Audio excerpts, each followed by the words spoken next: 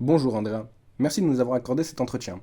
Vous avez vécu une partie de votre vie dans les bidonvilles de Montpellier avant de vous installer à Popian. Pouvez-vous nous raconter à quoi ressemblait la vie dans ces bidonvilles? Bonjour, oui, j'ai grandi dans les bidonvilles de Montpellier avec ma famille.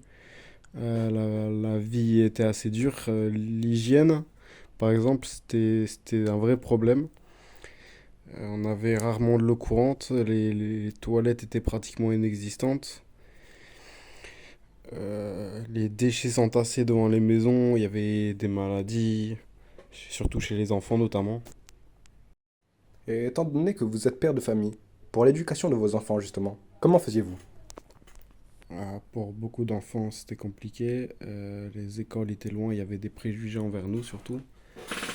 Moi, mes parents tenaient beaucoup à que j'aille en classe, mais je devais souvent jongler entre les cours et aider ma famille, que ce soit pour aller chercher de l'eau ou faire d'autres choses, le ménage. Il y avait aussi des enfants qui abandonnaient l'école à cause du manque d'argent ou qu'ils n'avaient pas le niveau, tout simplement. Oui, je comprends, cela devait être un quotidien très éprouvant. Comment avez-vous fait, vous et votre famille, pour sortir des bidonvilles? Ça n'a pas été facile, mais mes parents étaient déterminés. Une association nous a beaucoup aidés. Ils ont pu nous accompagner pour trouver des solutions. On a pu bénéficier d'un programme de relogement notamment, ce qui nous a permis de quitter les bidonvilles.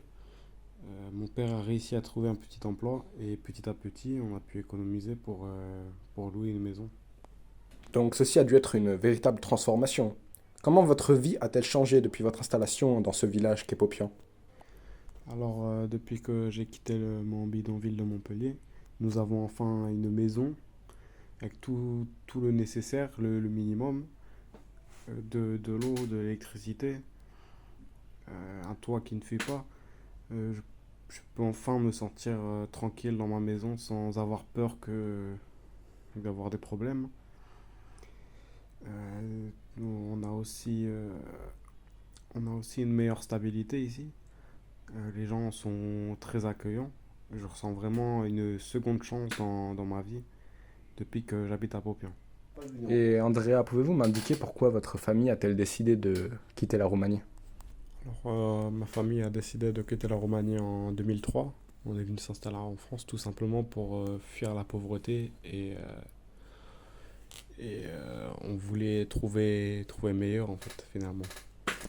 Et du coup, qu'est-ce que cette expérience que l'on peut qualifier comme difficile vous a-t-elle apporté dans la vie, au quotidien et avec les gens qui vous entourent?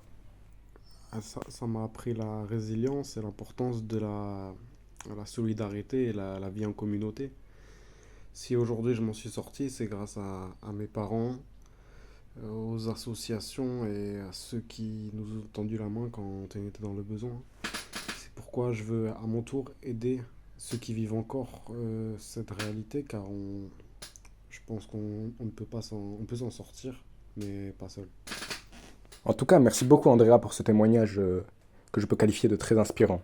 Votre parcours montre qu'avec de la persévérance et de l'entraide, il est vraiment possible de transformer sa vie du pire au meilleur. Merci à vous, j'espère que mon histoire pourra encourager d'autres personnes dans la même situation que moi.